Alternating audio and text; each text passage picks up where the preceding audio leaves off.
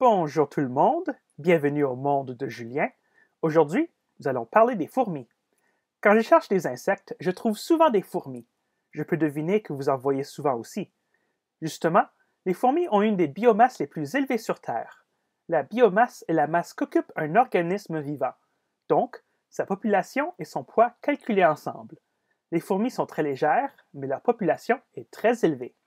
Les fourmis sont des insectes qui font partie de la famille des hyménoptères, qui comprend aussi les abeilles et les guêpes. Les abeilles et les fourmis ont évolué un peu en même temps, traçant toutes les deux leurs origines aux Crétacés, vers la fin des dinosaures et le début des fleurs. Justement, les fourmis sont aussi des pollinisateurs, mais elles ne sont pas spécialisées comme les abeilles.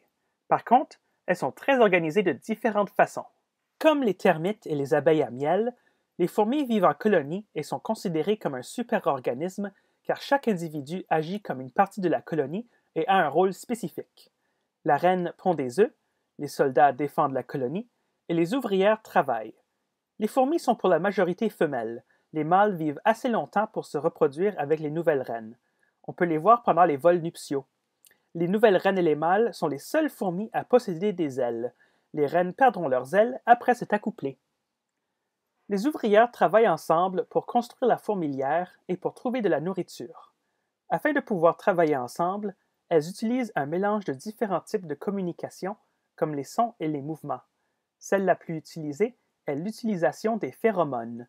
Quand une fourmi trouve de la nourriture, elle relâche des phéromones de retour à la fourmilière.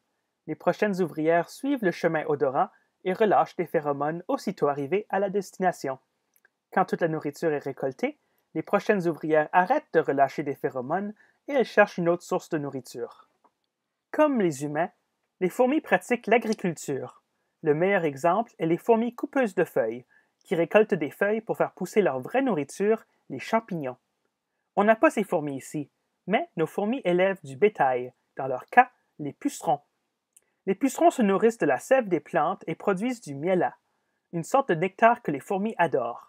Les fourmis vont protéger les pucerons de leurs prédateurs et elles les déplacent aux parties de la plante qui contiennent le plus de sève. Il y a beaucoup d'espèces de fourmis avec beaucoup d'autres comportements, et je vous encourage fortement à en apprendre davantage au sujet de nos voisins minuscules et extrêmement nombreux. Passez une bonne journée!